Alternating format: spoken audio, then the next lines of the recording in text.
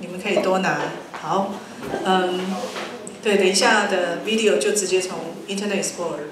好，我今天要讲一下，继续的来介绍这个耶路撒冷旧城。其实，如果你们去过，你就知道说耶路撒冷旧城实在里面太丰富了哈。以后有机会我可以这个如果没有重大的事情，我可以把我们2年前出去玩的，去以色列玩的哈，就是慢慢的再介绍给大家，真的是很丰富哈。这个今天所介绍的是一个牧师，他就上一次我们看到的圣殿山那个牧师。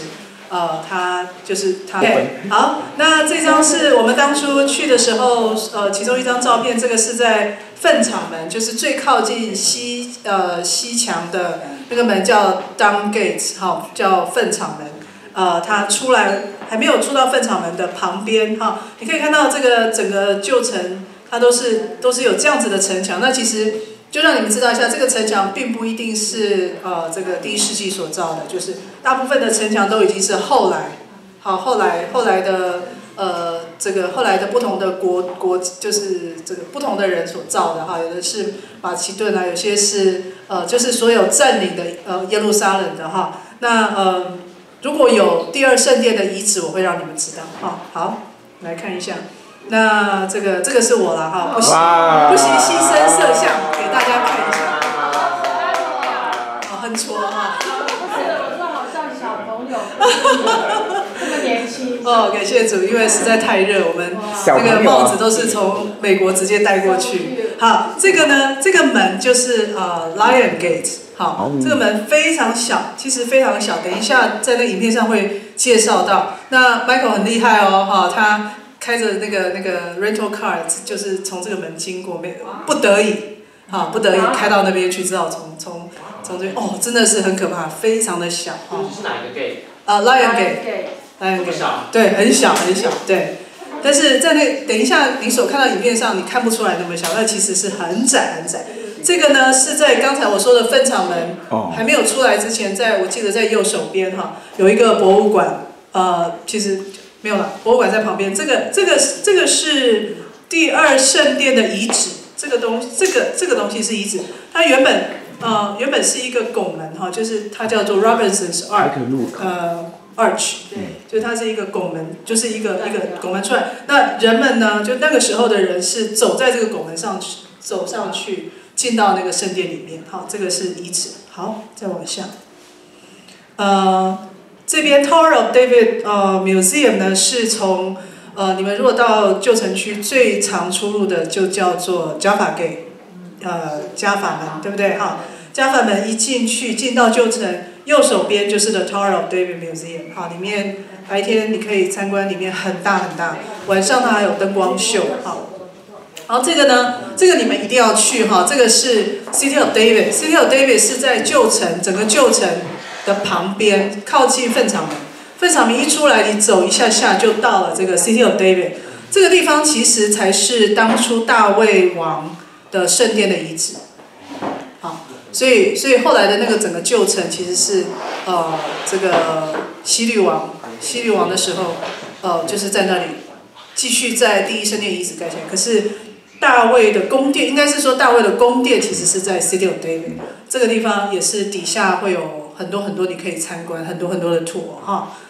好，那再往下，我就只介绍还有 OK， 所以这个就是那个 Jaffa Gate， 好，就是你最常出入的。你如果坐公车啦，或者是 bus 啊，很多都是在这边停，然后就开始走路进去。整个旧城里面 ，total 大概只有0.9平方英里。好，可是如果你是夏天去，你就觉得非常的远，因为非常的热，所以建议你不要夏天去。好，这个呢是在这个 Jaffa Gate 旁边就有一个非常现代化的一个 mall， 这是 mall 里面，它盖的也是古色古香啊，这样子。好，这个我们那个时候，因为我们第一天到旧城，搞不清楚到底在哪里，所以 Michael 正在问一个路人，然后我们就是往这个 mall 的方向要从 mall 进到这个 Jaffa Gate。好，大概就这样子哈。那我们来看一下这个 clip， 大概有28分钟哈，蛮长。看完之后我们就祷告。可以把灯帮我关掉。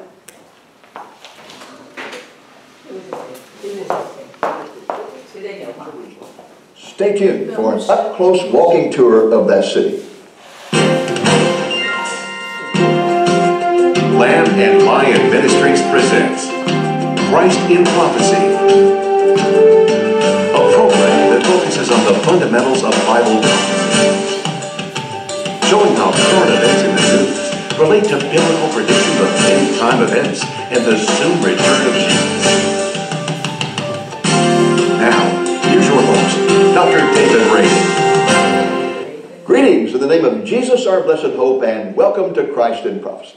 I have a very special treat for you in this program. I want to take you on a walking tour through one of the most fascinating places in the world, the old city of Jerusalem. On this board, I have drawn an outline of the walls of the old city as they were reconstructed in the 1500s by Suleiman the Magnificent. We're going to start our tour here at the Lion's Gate on the east side of the city, and from there we're going to be walking through the Arab quarter along the traditional route of the Via Dolorosa, the path that Jesus took when he went to the cross. That path ends here at the Church of the Holy Sepulchre, and from there we will continue our walk through the Old City, through the Christian quarter, over to the western side at the Jaffa Gate. And then from there we will go through the Armenian quarter and back over to end at the Jewish quarter with an overlook of the Temple Mount, the Dome of the Rock, and the Western or Wailing Wall.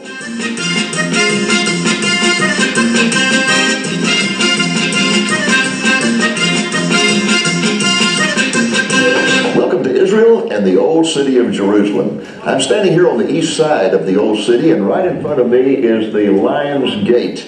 It leads directly into the Arab quarter. This, incidentally, is a very famous gate because this is the gate that the Israeli army broke into in the Six-Day War in 1967 when they conquered the city from the Jordanians. Throughout the centuries, the gate has actually had two names. It was called the Lion's Gate, and it was also called the Gate of St. Stephen's because Christians believed that this was the area where the first Christian martyr, Stephen, was stoned to death. But today, it's generally referred to as the Lion's Gate. And the reason for that is because above the gate on each side in the wall are carved lions. Well, what we're going to do now is we're going to take a walking tour through the old city from the east all the way over to the west. And so what I'd ask you to do is just follow me, and I'll show you some interesting sights along the way. Let's go.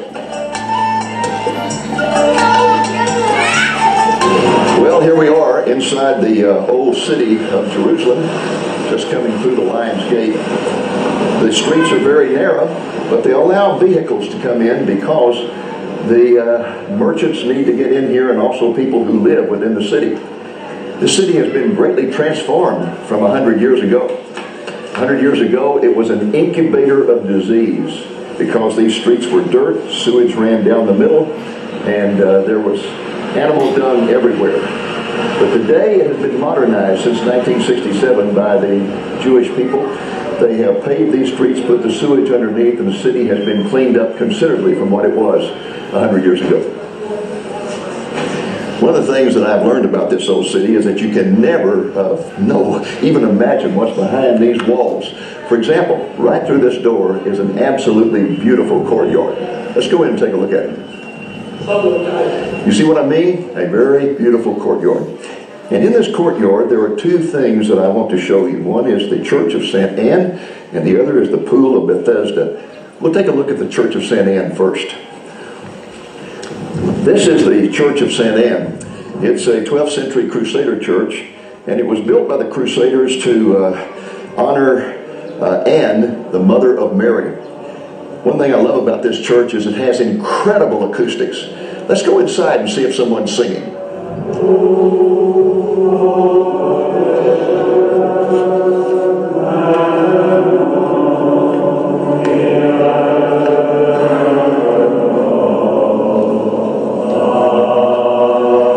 Over here adjacent to the Church of St. Anne is a biblical site, the Pool of Bethesda.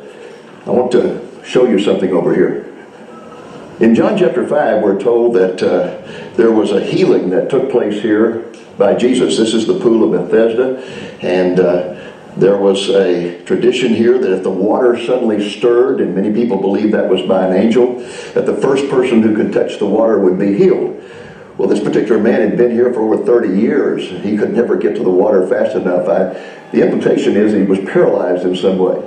But Jesus came here and healed him at this place. Now, one thing that's interesting about that is that biblical critics in the 19th century said, well, this is one of the evidences that the Bible is full of myth, legend, and superstition, because there never was such a pool.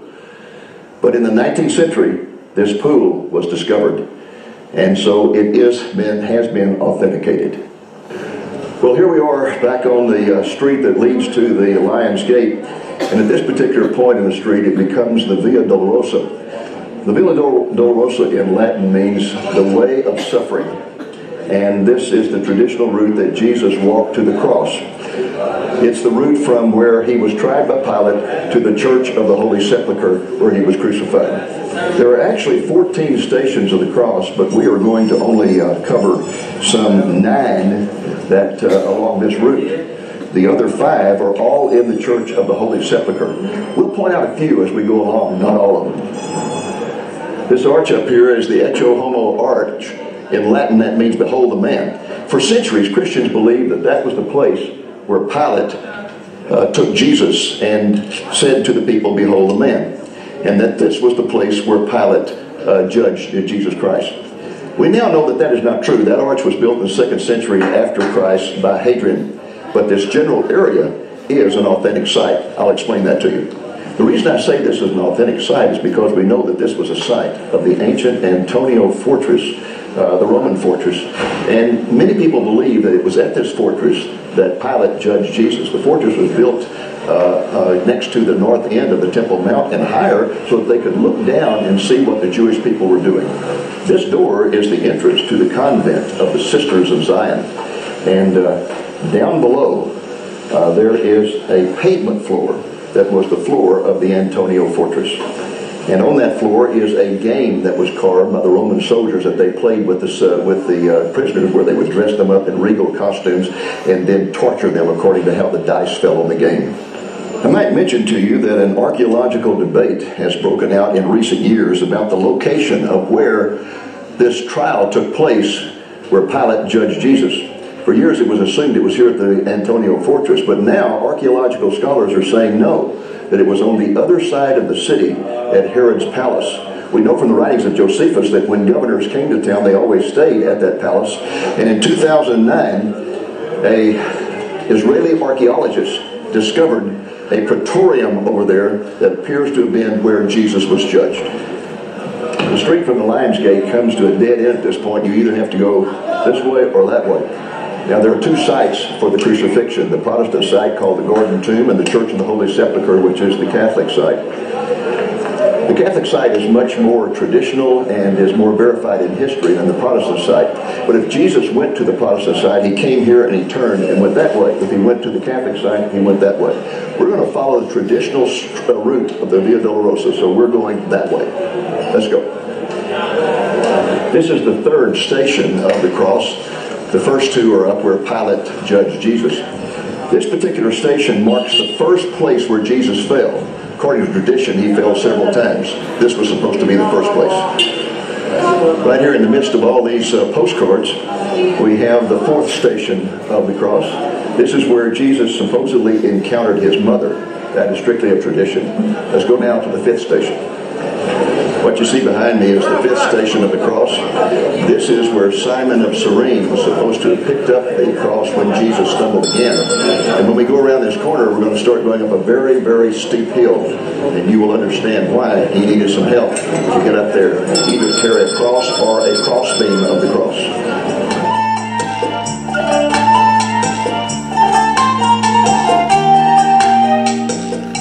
This is the 6th station of the cross, and this is supposedly where a woman by the name of Veronica wiped the face of Jesus with a handkerchief, and his image came off on that handkerchief. That's, of course, a totally extra-biblical myth, but that is one of the stories in the life of Jesus that's celebrated along this Via Dolorosa. Let's go on up to the top of the hill. We're going to skip the other stations of the cross because we're moving into an Arab market area. And right up here at the end of this street, you can see another dead end. We're going to take a left, walk through the Arab market area, then take a right and go to the Church of the Holy Sepulchre. Let's go.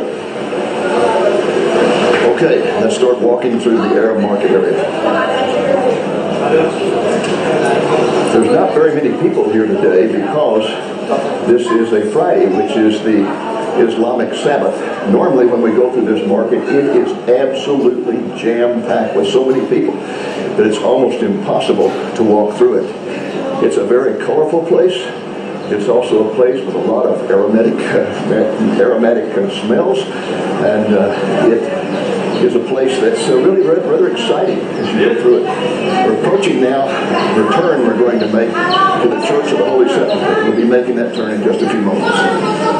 We're coming now to the end of our walk through the Arab market, and we're going to make a right turn into the Christian quarter. And when we do so, it'll be like going from light to dark or dark to light. It's just unbelievable the difference in the feel of these quarters, the looks of them, and so forth. So you'll see as we make this turn, we're coming now into the Christian quarter, and right around this corner, you'll begin to see it's very quiet, it's much cleaner, and the merchants don't jump out and try to grab your neck and sell you something.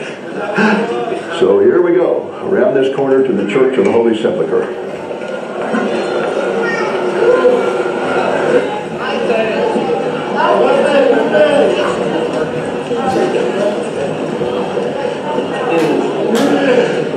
Well, as you can see, the Christian quarter is open, it's clean, it's serene. It's a really nice place to be. And right over here, we're coming to the Church of the Holy Sepulchre. Let's go.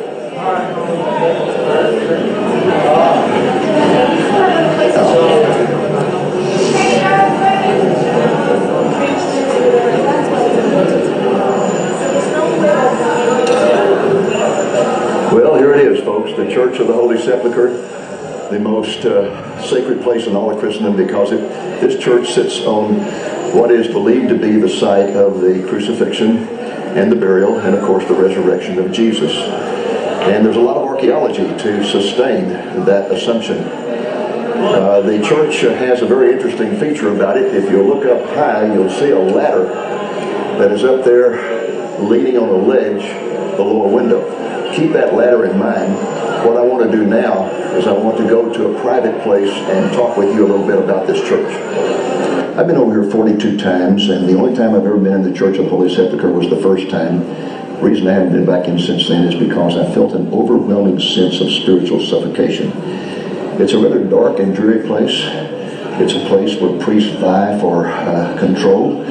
It's a place where people worship icons. It is not, to me, a spiritually uplifting place. This has been true for centuries. There are 6 different Christian denominations that have various aspects, control of various aspects of the church. And over the centuries, they have fought each other, they have feuded with each other, they've actually had fist fights, until finally it got so bad that during the time of the Ottoman Empire, the Ottoman Sultan decided to issue an order. It was called the Order of the Status Quo. And you know what that order did? It froze everything. Everything. As the day that was issued, everything was frozen. So there could be no more territorial disputes, and the fighting could stop. But on the day he issued that order, there happened to be a ladder on the balcony that I pointed out to you earlier. What had happened was an Armenian priest had taken the ladder out and put it up to wash windows. But as he was getting ready to do so, a Greek priest came out and said, hey, that ladder is resting on the cornice that belongs to the Greeks. And so they got into a fight over that. When the status quo was issued, the ladder was there, the ladder could not be moved. When that occurred, we're not quite sure, but every photograph of the church taken since the 1850s shows that ladder, and the great illustrations that David Roberts from England did in this country in the 1840s also show the ladder. So it's been there for almost 200 years. And it's a symbol of the silliness that goes on quite often among these different denominations fighting over territorial rights.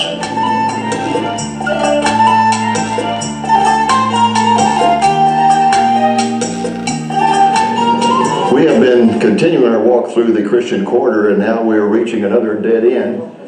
This is David Street, And David Street is one of the major thoroughfares in the old city where people come to buy souvenirs and knickknacks of one kind or another. We're going to turn right here, head up David Street. It's uphill all the way, and we're going to come to the other side of the city at the Jaffa Gate. Let's go.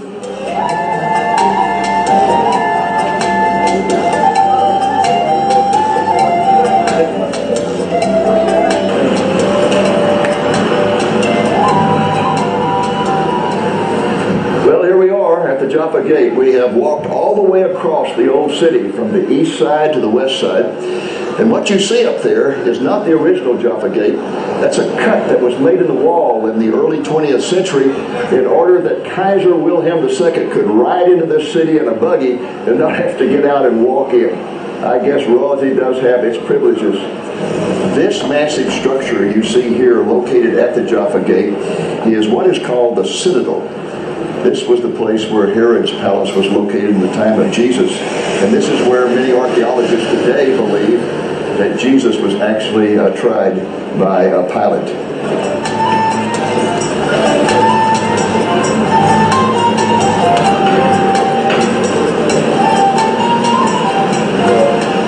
This entrance to the Citadel is important for many reasons, but one of my favorite historical scenes that comes to mind when I see it is that in 1917, in December, when the Allied forces liberated this city from the Ottoman Turks for the first time in 400 years, General Allenby walked in the Jaffa Gate, came right up here and stood here and proclaimed this city to be liberated from the Turkish Empire. I'm standing directly across the street from the Citadel, and I'm here because this is the entrance to a very historic church. It's called Christ Church, right inside the Jaffa Gate, and it was completed in 1849, the first Protestant church to be built in the old city of Jerusalem. Well, here we are, once again, in a beautiful courtyard. I told you never know what's inside these walls as you walk through the old city. This is the courtyard of Christ Church, and it's a remarkable story here. There was a German-born Jew by the name of Michael Solomon Alexander who became a follower of Jesus in 1825 after he heard the gospel in England from two Anglican clergymen. He had gone to England to teach Hebrew, and he had been ordained as a rabbi. He became a lecturer in Hebrew literature at King's College in London, and this man, remarkable man, translated the Book of Common Prayer and the New Testament into the Hebrew language. He was a believer in Bible prophecy, and to me that's the most important thing of all. He really believed the prophecies of the Bible. He believed that in the end times God was going to regather the Jews in unbelief back to this land. And so he decided to come here to the Holy Land and establish the first Protestant church inside these old city walls, Christ Church. He came here as a bishop of the Anglican Church, and he began the building of this church. Unfortunately, he died before it was completed in 1849. Today, this church, Christ Church, is the only Protestant church in the old city of Jerusalem that acknowledges the Jewish roots of our Christian heritage and which does not teach replacement theology. We are entering the Armenian quarter now, which is the smallest and least populated of the four quarters of the old city. I'll tell you more about the Armenians when we get into the center of their quarter. The Armenian people are supposed to have been the very first people to be converted to Christianity as a nation. And throughout their history, they have been severely persecuted. That persecution came to its climax in 1915 with what's called the Armenian Genocide, when the Turkish people tried to annihilate the Armenian community. As a result of that, the Armenians have closed into themselves and cut themselves off from the outside world. We're right in the middle of the Armenian quarter, and we've got high walls all around us. There's really nothing to see here. We're going to continue walking to the Jewish quarter. Well, we have arrived now at the Jewish quarter of the old city, the last of the four quarters, and it is the newest one. And the reason it's so new is because when the War of Independence ended in 1949, the Jordanians had control of this old city, and they cut the Jews off from it. And not only did they do that, they came into the Jewish quarter and systematically blew up every building in this quarter, including all of the synagogues. After the 1967 Six-Day War, when the Jews regained control of this city, They decided, to, of course, to rebuild this Jewish quarter, but you know what they did first? They did archaeological excavation. So under every one of these buildings, there is an archaeological excavation. There's something I want you to notice in particular here. You see that minaret next to that dome? That dome is the Herba synagogue that has been rebuilt because it was blown up by the Jordanians. But notice that here in the Jewish quarter, there is a minaret of a mosque. That's because the Jews are willing to tolerate all religions. But if the Jews were to go into the Arab quarter and try to build a synagogue, well, it would probably start a war. So we see the intolerance of the Islamic religion toward others and the determination of those in Islam to put themselves in your face and say, look, we're the greatest. When the Jews did reoccupy this Jewish quarter in 1967, one of the things they did was to build a memorial to the Herba synagogue. And the memorial you can see in this photograph of a great arch. I'm happy to say that now that arch has been replaced by the rebuilding of the synagogue, which opened recently. This plaza in the center of the Jewish quarter is one of my favorite places in this area of the old city. It's a place where you can come and sit and have lunch, and you can watch the Jewish people celebrate as these people are doing, that they're back in this city. It's always a wonderful place to be. You can watch Jewish families walking by here. And it reminds me of a passage in the book of Zechariah where it says that in the end times, Jerusalem will once again be a place of celebration where boys and girls and men and women will dance in the streets.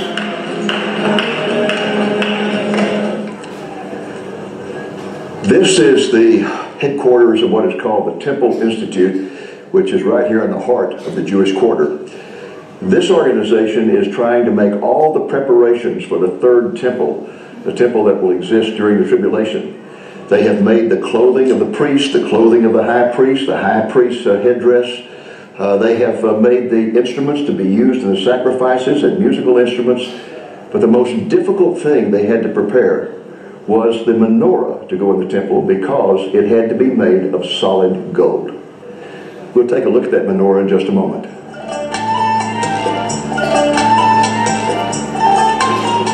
Here it is, the solid gold menorah that is to be positioned in the third temple, the temple of the tribulation. My friends, these preparations are just one of many signs that point to the fact that we are living on borrowed time and the Messiah is returning soon. I want to conclude our walk through the old city right here in the Jewish quarter with this scene of the Temple Mount behind me. What you see there is the Dome of the Rock, and right below it, there is the Western Wall, or the Wailing Wall as some people call it, where Jews have gone for centuries to lament the destruction of their temple and to pray for the return of their Messiah. I sincerely hope that this walk through the old city has been informative to you and has been spiritually enriching. I hope one day that you will be able to come to the Holy Land and walk through this old city yourself. Walk in the footsteps of Jesus. Shalom from Jerusalem. 好，那刚才介绍很多地方，以后我会慢慢再介绍。他刚刚讲到在犹太区有一个很大的广场，那地方真的很棒。我们也去到那个地方，很多人也去到，你就可以感受到那就是呀很平和一个 peaceful 的地方哈。然后他刚刚讲的 Temple Institute 我们有进去看哈，那个 menorah 那个巨大的，其实很大，你这边可能看不出来，纯金的。我们那天，我记得我们那天去的时候是没有看到，我是盖住还是怎么样，还是在修，我们正好没有看到。好，那我们来看一下今天的代祷事项。好，那我们一起来念撒迦利亚书12章第10节。我必将那施恩叫人恳求的灵浇灌大卫家和耶路撒冷的居民，他们必仰望我，就是他们所扎的，必为我悲哀，如上独生子，又为我愁苦，如上长子。好，你刚刚看到一些，就是刚才短短的大概20几分钟的这个耶路撒旧城的介绍，你可以看到很多可能心里面百感交集哈，看到那个最神圣的那个Holy Sepulchre 啊，就是那个圣什么他们怎么办，就是那个教堂哈呀，它是几百年来6个基督教不同的这个 denomination 在那里 fight， 真的是我们的这个人心的丑恶，对不对？连基督徒都没有办法胜过，所以内在生活很重要，是不是呀？所以对，那好，所以我们呢今天就先来祷告耶路撒冷的平安，然后我们也来念一下这个 bullet point。向居住在他中间的百姓倾倒恩典和祈祷的灵，使他们认识他们的救主，让耶路撒冷成为全地的赞美和敬拜耶稣的首领之城。呀，那耶稣很重要如果不是很认识耶稣的基督徒也是一样，会落到这个人的真境里面还有你看到，其实你落到耶路撒冷各地很多的所谓的我没有办法说它是教会，因为它其实只是一个教堂，就是你可以看到是就是说很多的偶像。刚刚那位牧师有讲里面感觉非常的被 suppress， 对，沉闷，被压抑，没有那个耶稣真正的平安所要带给我们的平安喜乐 and everything 丰盛没有所以这个是一个就是说我们今天就特别为耶路撒冷祷告，希望它中间居住很多的百姓，很多人每天的出入，犹太人这个 Armenia 人穆斯林更多那倾倒恩典跟祈祷的灵祷告的灵，让他们认识救主，让耶路撒冷成为全地的赞美还有就是敬拜耶稣，让更多人来认识耶稣。好，那我们就2、3个人一起，我们来为这项来祷告。